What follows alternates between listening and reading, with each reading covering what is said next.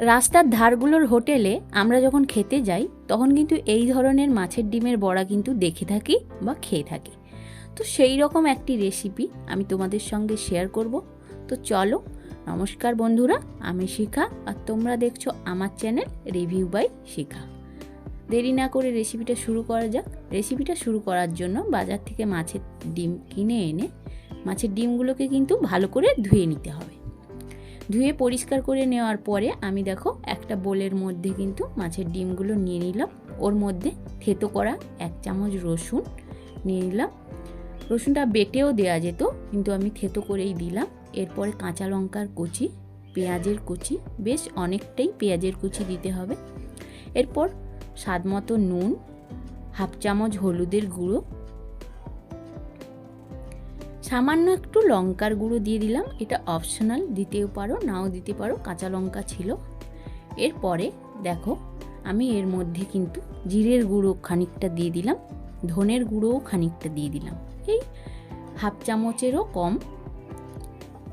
তো ওগুলো দেওয়ার পরে আমি একটু চিনি দিয়ে দিলাম। এরপরে চিনির মধ্যে আমি কিন্তু একটু খাবার সোডা একটুখানি দিয়ে দিলাম। এরপরে ময়দা দিয়ে দিলাম। তোমাদের কাছে ময়দা, চালের গুঁড়ো, বেসন যেটাই থাকবে সেটা দিয়ে করতে পারো। তো ময়দাটা দিয়ে দেওয়ার পরে আমার বাটিটা ছোট হয়ে গেছিলো, যার জন্য আমি একটা আলাদা বাটিতে মাছের ডিমটা নিয়ে এলাম। এই রেসিপিটাতে কিন্তু একটুও জল পড়বে না।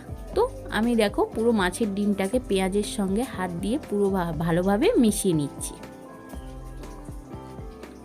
তো এই রকম করে মিশিয়ে নিয়েছি। আমার মাছের ডিমটা কতটা পাতলা হয়ে গেছে দেখো। ঠিক আরেকটু 1 চামচ মতো ময়দা দিয়ে দিলাম।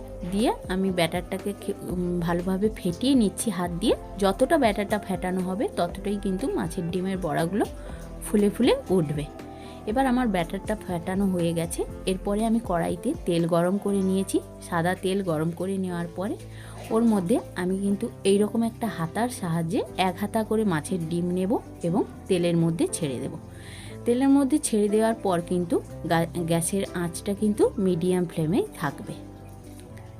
এরপরে আমি মাছের ডিমগুলোকে দেখো লাল লাল করে ভেজে খুব ভালোভাবে সবগুলো মাছের ডিম ঠিক একইভাবে আমি ভেজে তুলে নিচ্ছি।